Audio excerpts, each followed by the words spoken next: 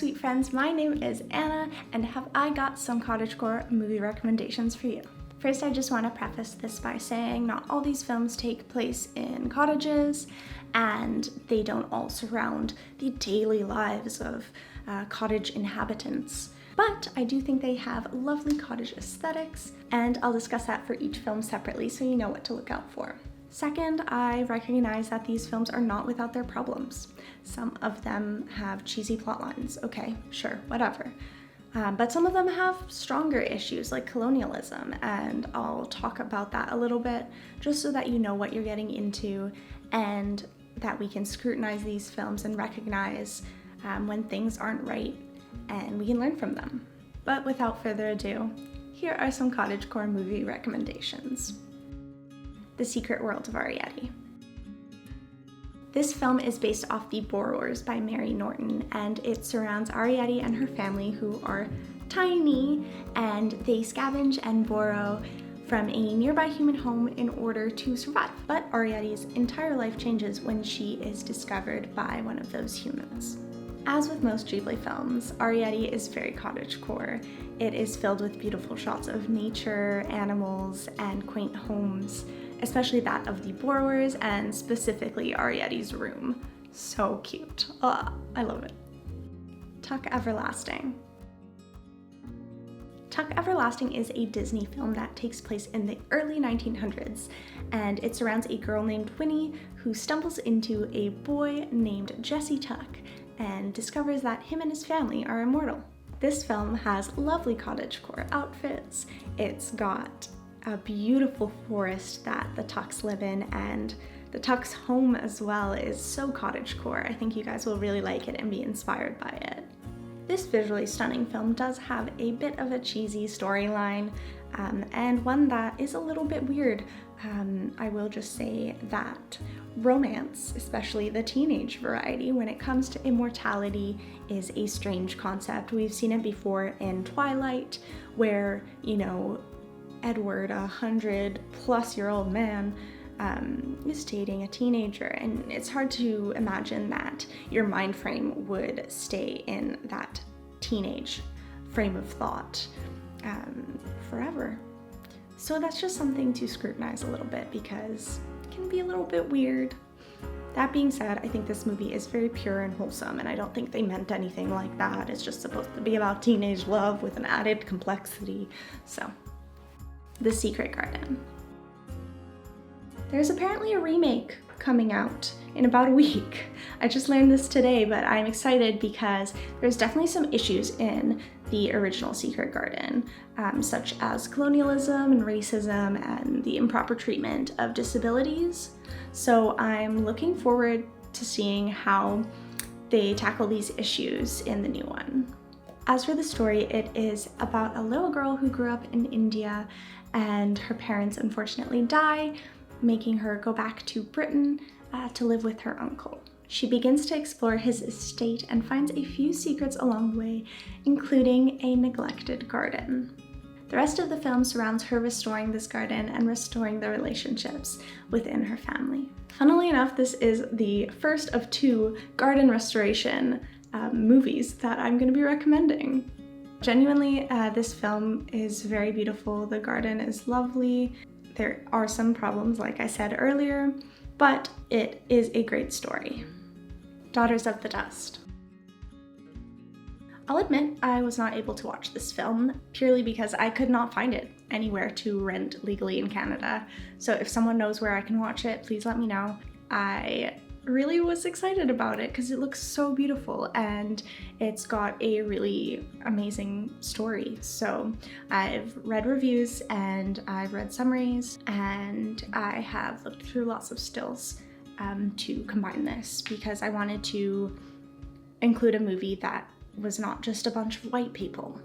Aesthetic communities so often are based on Caucasian people, and I'm not here for it. Diversity is important. Here's the synopsis from Rotten Tomatoes because I cannot give you one myself because I haven't seen it. At the dawn of the 20th century, a multi-generational family in the Gullah community on the Sea Islands off of South Carolina, former West African slaves who adopted many of their ancestors' Yoruba traditions, struggle to maintain their cultural heritage and folklore while contemplating a migration to the mainland, even further from their roots. From what I understand, this is a heart-wrenching but beautiful tale.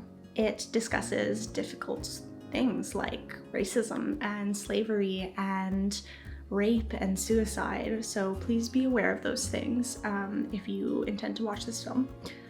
But I think they are important to talk about when it comes to human history and how Black people have been treated for so long, and it's important that we're aware of those things. A very different early 1900s tale to Tuck Everlasting, isn't it? The stills from this movie are stunning. Each one of them could be a painting on its own, but I definitely see lots of cottagecore themes in it, from the importance of family and culture to the gorgeous nature, the clothes that they're wearing. Oh my gosh, fantastic. I'm really cheesed that I could not watch this, and I am going to continue to look until I find it. The next one is a well-known classic, Bambi. Bambi is about a young deer who is learning about the forest and himself through grief and exploration and friendship. It heavily touches on forest conservation and animal conservation. All of Bambi is very inspirational in terms of cottagecore visuals and themes. You've got woodland creatures. Who doesn't love some woodland creatures? Beautiful forest, flowers. I really do love that. And the importance of family and friends. Matilda. Matilda is one of my childhood favorite films. I really loved it. I really related to Matilda as a person, and I think it really influenced how I grew up. Matilda is about a bookish girl whose family and school principal are abusive, but she finds her own independence and discovers she has magic powers and uses those powers for kindness. She also discovers the power of healthy relationships, which very important and very great. As for the cottagecore aspects of Matilda, Matilda's outfits are fairly cute and cottagecore-y. Like, dressing your kid like Matilda would be so cute. Little ribbons in the hair, love that. But also Miss Honey. Miss Honey, her house is so cottagey. Cottagey. It's a cottage. Her garden is lovely, and the way she acts towards Matilda is beautiful and important, and I think that that's an important aspect of cottagecore, is how we treat people. It's also about Matilda's joy and determination for life. Despite her struggles, she perseveres and she finds happiness, and I think that type of simple but heartwarming message is crucial to cottagecore. The Beautiful Fantastic. The Beautiful Fantastic is about an introverted young woman with OCD who has a fear and dislike of plants, but has to restore her garden in order to keep her home. She eventually gets the help of this sort of awful older man next door, but they both grow through the process. So this film has some romance, it's got great cottagecore gardening vibes, it also has so much whimsy and these quirky characters that are so complex, and I love that. And also the protagonist, Bella Brown, she is some great cottagegoth inspiration. And finally, Miss Potter. Miss Potter is about Beatrix Potter, who wrote the Tales of Peter Rabbit, and she was an amazing illustrator, natural scientist, and writer. This film is all about the challenges she faced and the things that she accomplished during her time. So the main cottagecore elements of this film are her illustrations. Of course, Peter Rabbit, cottagecore icon, rabbit in a cute coat. Her bedroom/studio space is a mess of cottagecore inspiration as well. I really enjoyed pausing and sort of looking at the details in the background, really cool. Plus, the scenes in nature at her family's summer home are magical, they're animal-based, I love them. Those were my 8 cottagecore movie recommendations. Please remember to take them with a grain of salt. If you enjoyed this video, please give it a like and subscribe. It really does mean a lot to me, and I'd appreciate it if you stayed around. See you later.